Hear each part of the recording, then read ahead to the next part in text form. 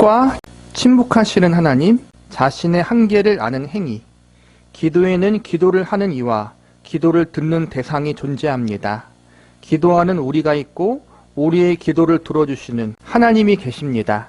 이로부터 우리는 기도의 본질에 대하여 몇 가지 중요한 점을 확인하게 됩니다.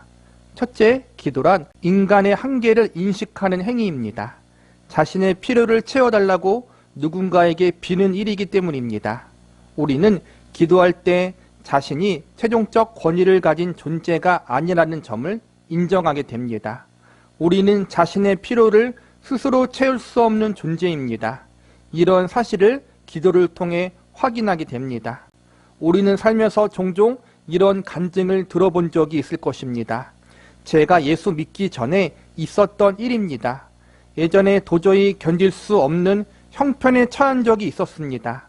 그 당시에는 너무 힘들어 내 이야기를 들어주는 대상만 있다면 그가 누구든 어디에 있든 도와달라고 부르짖고 싶은 심정이었습니다.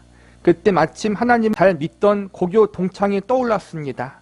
내 친구가 믿는 하나님이라도 불러야겠다라는 생각에 기도했는데 신기하게도 그 기도가 응답되었지 뭡니까? 그래서 그 기회에 예수를 믿게 되었고 이전보다 더 나은 인생을 살게 되었습니다라는 식의 간증 말입니다. 이런 것도 기도라고 할 수 있을까요? 이런 부르짖음도 기도입니다. 왜냐하면 인간이 처해 있는 그 어떤 형편도 하나님의 통치 안에 있기 때문입니다. 인생의 어떤 순간, 어떤 상황에서도 하나님이 없는 중립지대란 있을 수 없습니다. 우리가 의식하든 안 하든 우리에게 주어진 생명은 하나님에게서만 오는 것입니다. 하나님은 창조 세계 안에 있는 모든 생명체에게 생명을 주신 주관자이기에 그들의 부르짖음에 답하십니다. 그래서 아직 하나님의 이름도 제대로 부르지 못하는 외침을 기도라고 할 수 있는 것입니다. 인생의 한계와 위기 속에서 자신이 그런 문제를 해결할 능력이 없다는 고백은 하나의 기도가 될 수 있습니다. 물론 이런 외침이 예수를 믿고 나서 제대로 드리게 되는 기도와 똑같지는 않을 것입니다. 이런 기도는 마치 어린 나이의 울음과도 같은 것입니다. 아직 아이가 말을 할 줄 몰라 울기만 할 때에도 엄마는 아이의 울음에서 원하는 것이 무엇인지 다 알아듣습니다.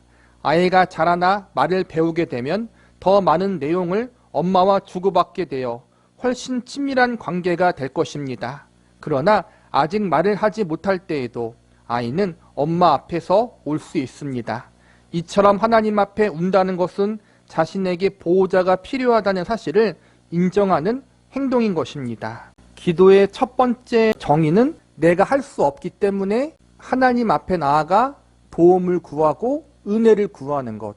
그 기도의 내용과 제목이 어떻든 그것이 하나님의 나라와 그 의를 위한 것이든 내 개인을 위한 것이든 내가 하나님 앞에 기도한다는 것은 그것을 내가 이룰 수 없기 때문에 하나님의 도움을 구하는 거잖아요. 그게 기도예요. 그래서 기도란 일단 내용과 주제를 떠나서 그것이 성숙한 내용이든 그렇지 못한 것이든 내가 할 수 없다. 나의 한계를 깨닫고 나를 도우시고 내 기도와 간구에 응답하실 하나님이란 존재를 의지하는 것. 이것이 기도라고 할 수 있는 거란 말이에요. 기도를 들으시는 인격자. 둘째, 기도는 인격자이신 하나님에게 드리는 것입니다. 기도를 들으시는 인격자가 계시다는 것이 기도가 주문과 다른 점입니다. 주문에서 중요한 몫은 주문을 듣는 대상이 아니라 주문을 읊는 사람에게 있습니다. 주문대로 일이 이루어졌다면 그것은 주문을 읊는 사람이 제대로 일을 해냈기 때문입니다. 그러나 기도는 그런 것이 아닙니다. 들어주는 이 없이 나 혼자 해내는 기도란 없습니다. 기도가 가능한 것은 인격자이신 하나님이 우리의 기도를 들으시기 때문입니다. 기독교 신앙의 큰 적으로 자연주의와 인본주의를 들 수 있습니다. 자연주의를 따르면 기도는 법칙에 따라 기계적으로 이루어지는 일의 원인 같은 것으로 여겨집니다.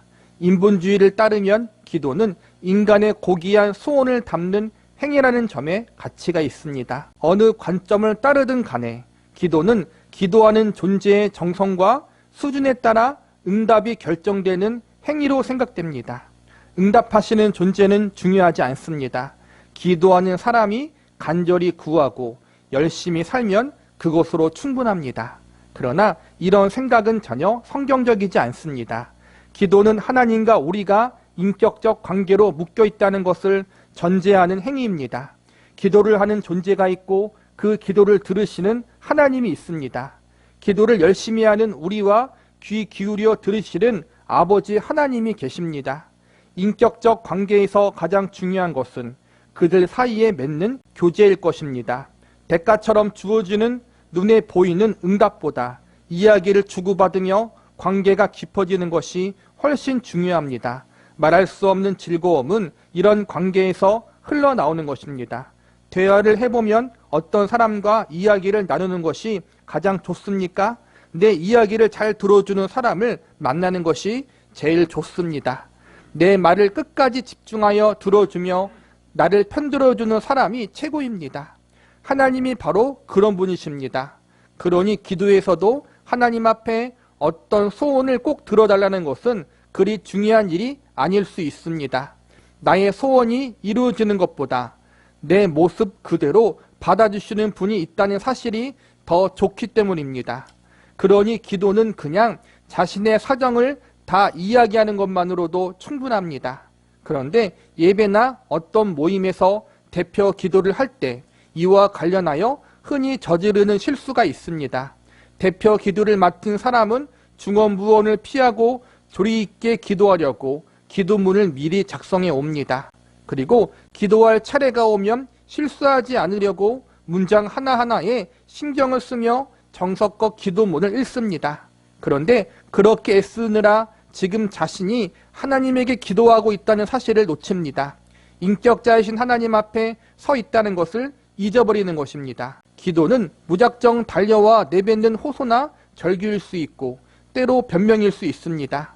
우리의 기도를 들으시는 분이 인격자라는 사실을 잊지 않는다면 두서없이 매끄럽지 않은 문장으로 기도하는 것이 그리 큰 잘못은 아닐 것입니다. 하나님은 원칙만 내세우시는 분이 아니라 깊은 공감과 이해로 우리를 대하시는 인격자이기 때문입니다. 그러니 우리의 기도가 때로 말이 안 되는 것이어도 괜찮습니다. 기도를 하면서 우리가 기억해야 할 두 번째 사항, 또 기도의 가장 중요한 것일 수도 있어요. 그것은 우리의 기도를 들으시는 하나님이 인격자라는 거예요. 다른 종교와 우리 기독교가 다른 것은 기도를 하고 있는 우리 자신이 중요한 것이 아니라 기도를 들으시는 하나님이 중요해요. 기도에서 내 정성, 내 열심, 물론 이런 것들이 필요해요. 그런데 그것보다 더 중요한 것은 살아계신 인격자 하나님이에요. 그래서 우리가 부족해도 연약해도 때로는 앞뒤가 맞지 않는 기도를 해도 하나님은 들으셔요. 그리고 그 모든 기도를 들으시고 하나님의 때 하나님의 방법으로 응답하시겠죠. 그래서 우리는 기도에 대한 어떠한 정해진 틀과 원리, 이것이 중요한 게 아니라는 거예요. 물론 우리가 성숙할수록 성경의 원리에 따라서, 가르침에 따라서 기도해야겠죠. 하나님은 나라와 그 의를 위해서 기도하는 게 제일 중요하고, 기도의 내용, 그리고 주기도문에서 배웠던 것처럼 그러한 원리에 맞춰서 기도하는 것이 성숙한 기도예요. 그런데 성숙하지 못한 기도도 하나님이 들어주신다는 거예요. 왜냐하면 우리는 하나님의 자녀니까. 이 점을 우리가 기억하라는 거예요. 하나님의 응답을 빠르게 가져오는 기도의 방법과 원리는 특별하게 없어요. 어떠한 사람은 또 기도의 능력이라고 하잖아요. 방언하는 기도가 능력 있는 기도고 영혼의 기도다, 그렇게 얘기하기도 하고, 한때는 관상기도라고 해서 또 우리가 더 성숙해질 수 있다, 그런 식으로 가르치기도 하고, 왕의 기도, 선포하는 기도, 이것이 더 능력 있는 기도이고, 또 야베스의 기도, 이러한 수많은 기도들을 만들어내고 있어요. 막. 그런데 성경은 그게 중요한 게 아니라는 거예요. 여러분들이 자녀이고 부모잖아요. 그런데 어떠한 형식과 원리에 따라 자녀들이 얘기한다고 해서 그것을 더 잘 들어주고 안 들어주고 아니잖아요. 내 자녀니까 들어주는 거잖아요. 쓸데없는 얘기를 해도 쓸데없는 걸 그대로 들어주지 않고 필요한 것만 걸러서 들어서 필요한 것대로 해줘요. 하나님도 마찬가지라는 거예요. 하나님 알아서 걸러주셔요. 그게 하나님, 살아계신 하나님이에요. 어떠한 원리, 어떠한 순서, 어떠한 형식, 기도의 능력이 아니라 기도를 들으시는 하나님이 능력자고 그분이 살아계신 인격자라는 사실을 늘 기억함으로 우리는 기도할 수 있어야 돼요. 그래서 정말 조심해야 될 것, 어떠한 특정한 기도가 더 능력 있는 기도다. 또 어떻게 해야만 하나님의 응답을 더 잘 가져오게 할 수 있다. 이런 식의 가르침을 조심하세요. 정말로. 하나님이 어떠한 분이신지 우리는 바로 알아야 돼요. 기도에 능력이 있는 것이 아니라, 기도의 방법이 중요한 것이 아니라, 기도를 들으시는 하나님이 가장 중요한 분이시고 그 하나님이 내 아버지이시고 나는 그분의 자녀다. 나를 하나님의 자녀로 삼으시려고 하나님의 가장 소중한 존귀한 독생자 예수 그리스도의 생명을 십자가에 내어주셨다. 그 생명으로 나를 하나님의 자녀로 삼으셨다. 그러한 내가 하나님 앞에 기도를 한다. 그 기도에 대해 하나님이 들으신다. 이것을 놓치지 말라는 거예요. 기도를 할 때. 정체성을 확인하게 하는 행위. 셋째, 기도는 우리의 정체성을 확인시켜 줍니다. 우리의 필요를 채우실 수 있고 우리로서는 할 수 없는 일을 해주시는 분이 우리에게 기도를 허락하셨습니다. 이런 사실에서 우리는 자신이 어떤 존재이며 어떤 지위를 누리게 되었는지 알게 됩니다. 하나님은 우리를 몰아대어 강제로 굴복시키는 분이 아닙니다. 또한 우리가 간절히 하소연해야만 마지못해 응답하시는 분도 아닙니다. 하나님은 우리를 교제의 상대로 삼기를 기뻐하시는 분입니다. 여기에 기도에 중요한 의의가 있습니다. 기도에 관하여 신자들이 가장 많은 관심을 두는 주제는 어떻게 기도해야 응답받을 수 있는가 하는 점일 것입니다. 과연 하나님에게도 이 주제가 가장 중요할까요? 기도를 단지 소원 성취의 수단으로만 이해한다면 우리는 기도에 담긴 진정한 의미를 놓치게 될 것입니다. 우리의 기도는 응답받을 때도 있고 그렇지 못할 때도 있습니다. 그런데 응답 여부와 상관없이 기도를 통해 이루어지는 더 중요한 것은 하나님이 얼마나 우리의 이해를 뛰어넘어 계시는 분인지를 깨닫는 일입니다. 지나고 보면 기도할 수밖에 없었던 당시의 절박함과 위기가 실은 삶의 더 중요한 주제를 파악하지 못해서 생겨난 것임을 알게 될 때가 많습니다. 기도가 우리의 뜻대로 응답되지 못할 때 그것을 더욱 분명히 깨닫고는 합니다. 하나님은 응답받지 못한 기도를 통해서 우리가 해결하고 싶은 문제의 답이 우리가 기대하는 답과 다르다는 것을 알게 하십니다. 그리하여 우리의 인생과 존재에 대해, 세계와 그 질서에 대해 깊이 깨닫도록 하십니다. 그러고 보면 신자에게 있어 응답받지 못한 기도는 응답받는 기도보다 더 깊은 차원의 일을 이루어내는 것인지도 모릅니다. 하나님은 우리를 기도할 수 있는 자리로 부르시고 우리의 기도를 귀하게 여기시면서도 때때로 기도에 침묵하시는 이유가 여기에 있습니다. 앞에 닥친 문제가 해결되지 않아 이제 인생이 다 끝난 것 같은데도 하나님이 계속 침묵하실 때가 있습니다. 그런데 이 침묵 덕분에 우리는 이젠 정말 끝났구나 하는 탄식의 자리를 지나가게 됩니다. 그리고 계속해서 살아가는 경험을 합니다.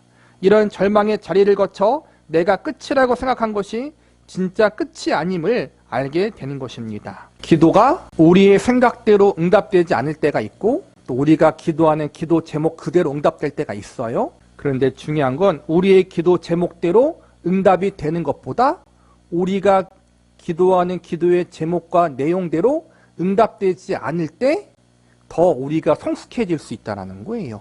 이게 신비예요. 내가 원하는 대로, 내가 바라는 대로 기도가 응답되는 것도 필요하고 또 그걸 통해서 하나님이 살아계시구나 라는 것을 깨닫기도 해요. 초신자 때는 그래서 기도할 때 잘 응답돼요.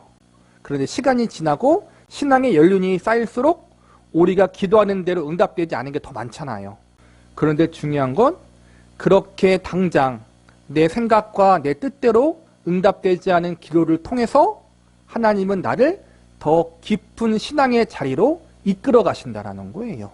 그래서 내가 원하는 대로 기도가 응답돼도 감사하고 그렇게 응답되지 않아도 우리는 감사할 수 있어요. 본질적으로 기도의 응답이란 것은 내가 하나님 앞에 기도를 할 수 있는 존재로 부름받았다.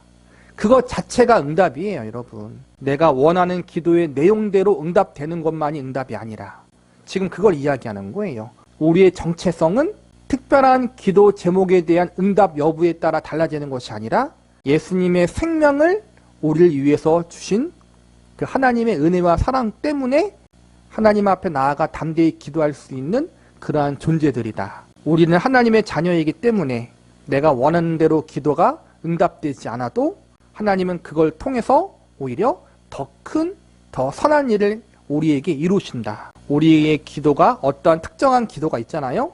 아주 오랜 시간 기도했던 기도의 제목들이 있잖아요. 그런데 아직까지 해결되지 않은 그러한 문제들, 사건들이 있잖아요. 그것이 응답되지 않은 것처럼 보일지라도 너무 실망하지 말아라.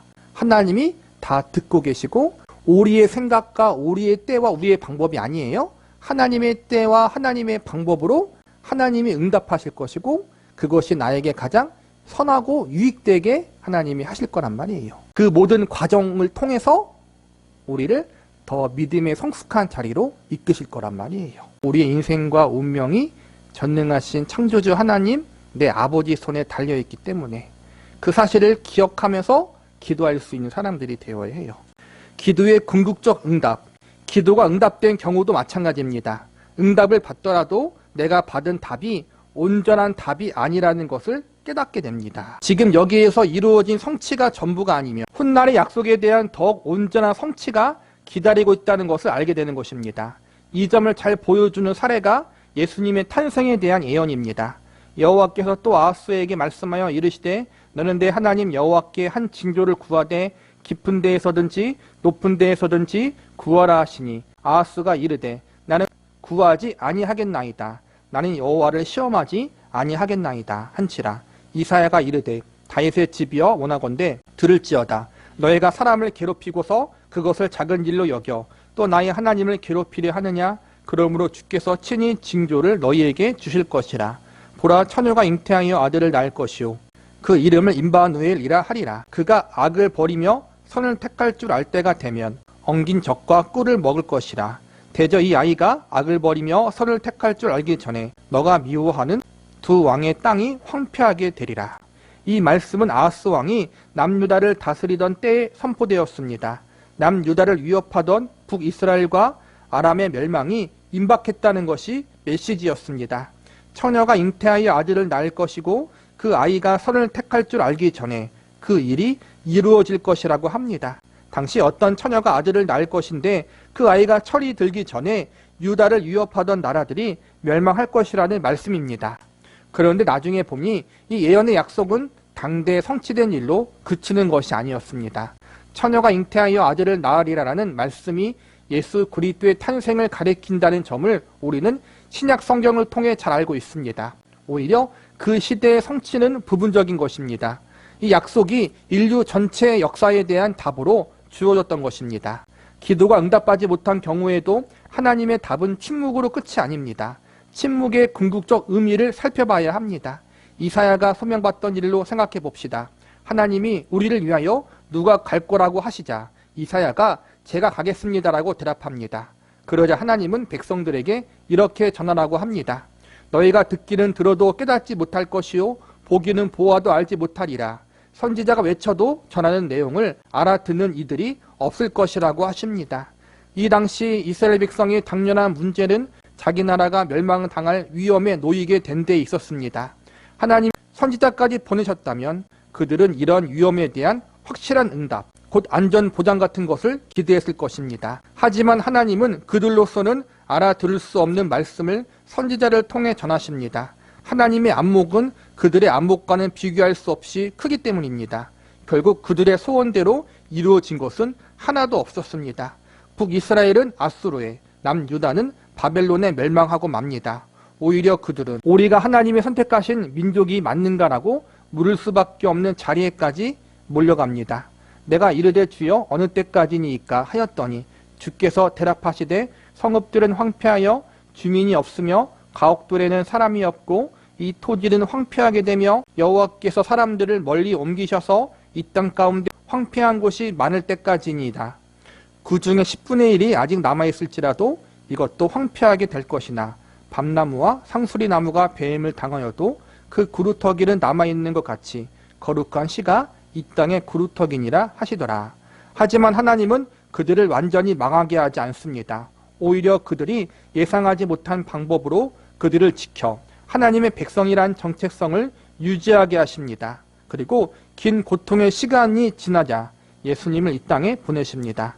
이렇게 인류에게 진정한 해답을 허락하십니다. 이스라엘 사람들이 큰 죄를 지어서 하나님 앞에 징계를 받는데 하나님이 이사야 선지자를 비롯해 많은 선지자를 보내서 회개를 선포하시고 동시에 다시 회복을 약속하셔요. 이스라엘 사람들이 그 회복의 약속을 들을 때 어떻게 기대했을까요? 자기들은 선택된 민족이니까 세상에서 가장 잘 나가는 민족으로 회복될 줄 알았겠죠. 그런데 어떻게 되냐면은 결국엔 아수르와 바벨론에 의해서 쫄딱 망하게 돼요. 이스라엘 사람들의 입장에서 혹은 선지자들의 입장에서 볼 때에는 하나님이 하나님의 백성 선민들을 회개시켜서 다시 회복시켜서 하나님의 위대한 사역에 쓰임받는 그러한 영광의 나라로 사용하실 줄 알았는데 이스라엘 백성들을 쫄딱 망하게 하사 창피하게 만드신다는 거예요. 그들이 생각하는 응답과 하나님이 약속하신 응답이 다르다라는 거예요. 그런데 쫄딱 망하게 되는, 특별히 바벨론 제국에 의해서 멸망당하게 되는 70년 동안 포로 생활을 하면서 이스라엘 백성들이 가장 크게 배운 사실이 뭐냐면은 하나님이 유일한 창조주라는 유일신 믿음을 확립하는 그러한 계기가 돼요. 하나님은 창세기부터 쭉 계속해서 아브라함, 이삭을 비롯해 모세를 비롯해 이스라엘 백성들에게 하나님은 유일하신 하나님, 이 세상의 신은 창조주는 하나님 한 분밖에 없다라는 것을 계속 알려주셨는데 이스라엘 백성들은 여전히 다신론이었어요. 하나님을 안 믿는 것이 아니라 하나님도 믿고 아세라 신도 믿고 바알도 믿었어요. 그런데 바벨론 70년 포로 생활 기간을 통해서 다신론이 없어지고 유일신 신앙이 생겨요. 이스라엘 백성들 편에서는 자기들이 생각한 대로 응답이 되지 않았지만 하나님 편에서는 이스라엘 백성들이 더 믿음적으로 성숙하게 된 거란 말이에요. 이처럼 우리가 생각하는 것과 하나님이 다르게 응답하시는 경우가 있지만 결국에는 다르게 응답되어져도 그것이 우리에게 가장 합당하고 유익하다라는 거예요. 그래서 우리는 기도의 응답에 대한 평가를 함부로 해서는 안 돼요. 시간이 한참 지나고 나서 그걸 믿음적으로, 성경적으로, 말씀적으로, 신학적으로 바르게 평가할 수 있는 안목을 가져야 돼요. 당장 하는 부분을 우리는 조금 조심해야 돼요. 이런 맥락에서 아하방의 폭정과 우상 숭배 속에서 엘리야가 참아내야 했던 그 긴 시간의 의미를 이해할 수 있습니다. 엘리야도 기도를 통하여 하나님이 하시는 일을 깨닫게 됩니다. 살기 등등한 이세벨의 위협에 쫓겨 호레산에 와 있는 엘리야에게 하나님은 물으십니다. 너가 어찌하여 여기 있느냐? 엘리야의 대답은 항의에 가깝습니다. 내가 만군의 하나님 여호와께 열심히 유별하오니 이는 이스라엘 자손이 주의 언약을 버리고 주의 제단을 헐며 칼로 주의 선지자들을 죽였음이오며 오직 나만 남았거늘 그들이 내 생명을 찾아 빼앗으려 하나이다.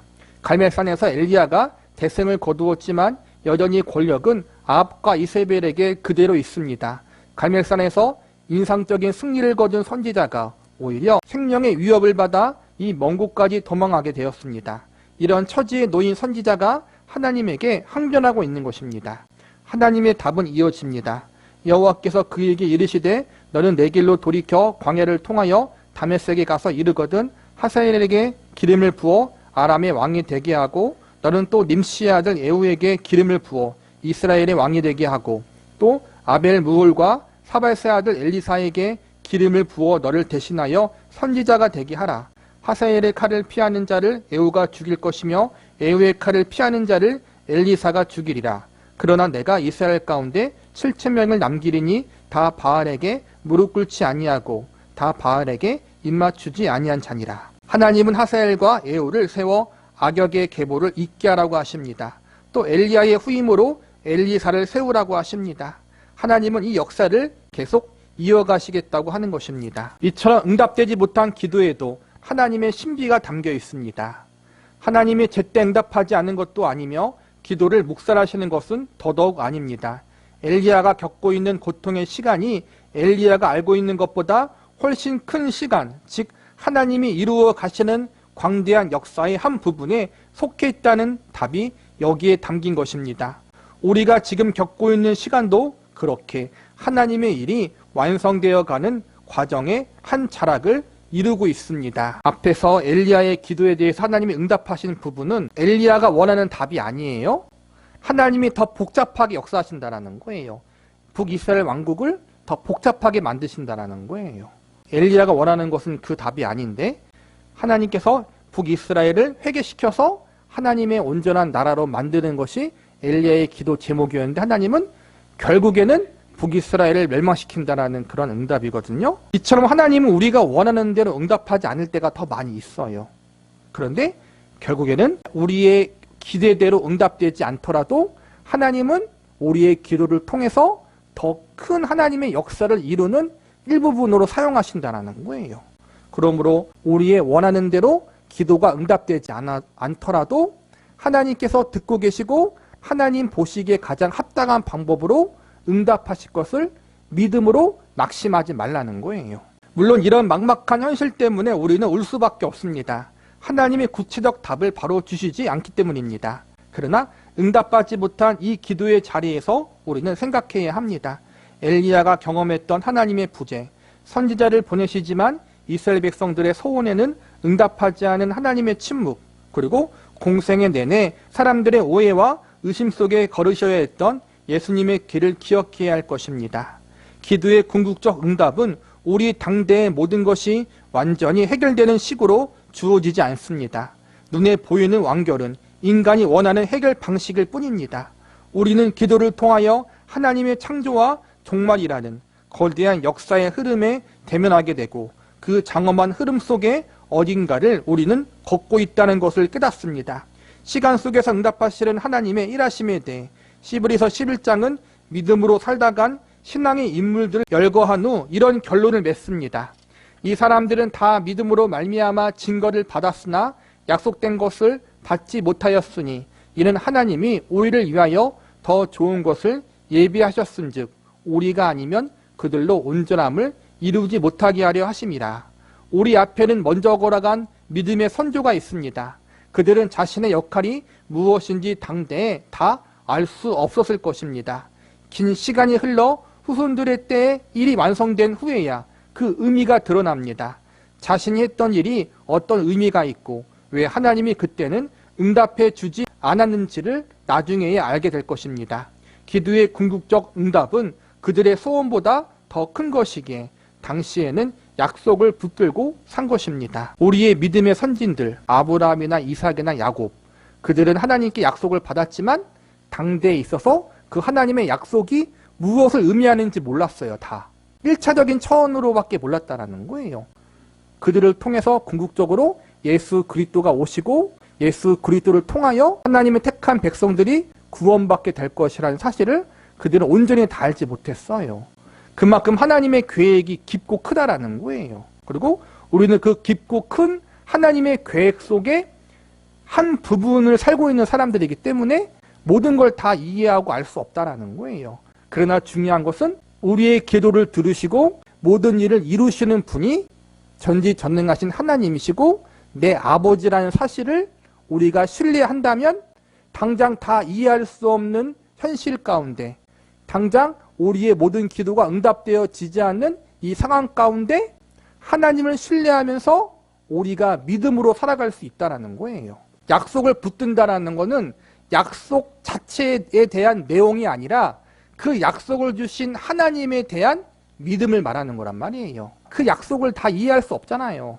그런데 중요한 건 우리의 인생과 운명이 하나님 아버지 손에 달려있다. 그 사실을 신뢰함으로 우리가 살아가는 거란 말이에요. 하나님의 일하심은 우리가 가히 상상할 수 없을 만큼 역동적입니다. 이스라엘은 실패했으나 하나님은 그 실패 속에서 교회를 일으키며 이 자리까지 이끌어 오셨습니다. 이스라엘 역사에서만이 아닙니다. 하나님은 인류의 모든 역사에서도 일하셨고 그 안에 은혜를 담으셨습니다. 지금도 계속 그렇게 하고 계십니다. 이 일에 들어오라고 하나님이 우리를 부르셨습니다. 우리의 기도로, 우리의 삶으로 하나님은 당신의 은혜의 역사를 쌓아가자고 하시는 것입니다.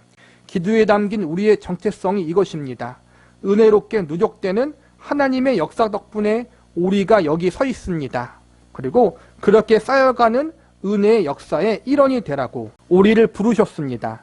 이렇게 하나님은 하나님의 일하심의 증거가 됩니다. 당장 기도에 응답이 없고 온갖 불행한 억울한 일을 당하고 나를 반대하는 자들에게 둘러싸인 재난 가운데 산다 할지라도 이러한 형편이 우리에게 손해가 되지 않습니다. 그 어떠한 것도 하나님의 일하심에 방해가 되지 않습니다. 하나님은 어떤 상황 속에서도 역동적으로 일하시는 분이기 때문입니다. 그러니 아무 답이 보이지 않더라도 우리에게는 믿음이 있노라고 고백해야 합니다. 우리의 생각에만 매이지 않고 하나님의 일하심에 발맞추는 것이 우리의 책임입니다. 이 책임을 우리는 기도로 표현합니다. 기도는 내가 어떠한 답을 미리 정한 채 하나님 앞에 나아가는 것이 아닙니다. 이해할 수 없는 처지에서도 하나님이 주인이라는 것을 인정하고 있다는 고백입니다. 몸부림을 치면서 현실을 견디는 것입니다. 눈물과 한숨으로 견디는 것입니다. 이것이 기도입니다. 다 이해할 수 없고 다 납득할 수 없어요. 그런데 중요한 건 내가 믿고 있는 하나님, 내가 기도를 올려드리고 있는 그 하나님, 내 기도를 듣고 계시는 그 하나님에 대한 신뢰가 우리에게 있기 때문에 우리가 낙심하지 않고 절망하지 않고 끝까지 하나님을 바라볼 수 있다는 거예요. 내 생각대로 인생이 흘러가지 않고 내가 기도하는 대로 기도가 응답되지 않아요. 예수를 믿고 교회를 다니면 뭔가 좀 잘 될 줄 알았는데 더 어려움이 와요. 그런데 중요한 건 그래도 내 믿음의 근원이 되시는 하나님, 예수님, 그분에 대한 신뢰가 우리에게 있기 때문에 우리가 끝까지 감사함으로 그분을 바라봄으로 나아갈 수 있다는 것. 그리고 이것이 하나님을 향한 우리의 신앙 고백이라는 사실을 기도를 통해서 하나님 앞에 계속해서 우리의 믿음을 고백하는 거란 말이에요. 나는 할 수 없습니다. 다 이해할 수 없습니다. 지금 상황을 견딜 수 없습니다. 그러나 하나님을 신뢰합니다. 하나님, 은혜로 나를 도와주소서. 이러한 신앙 고백의 의미가 기도 속에 들어있다는 거예요.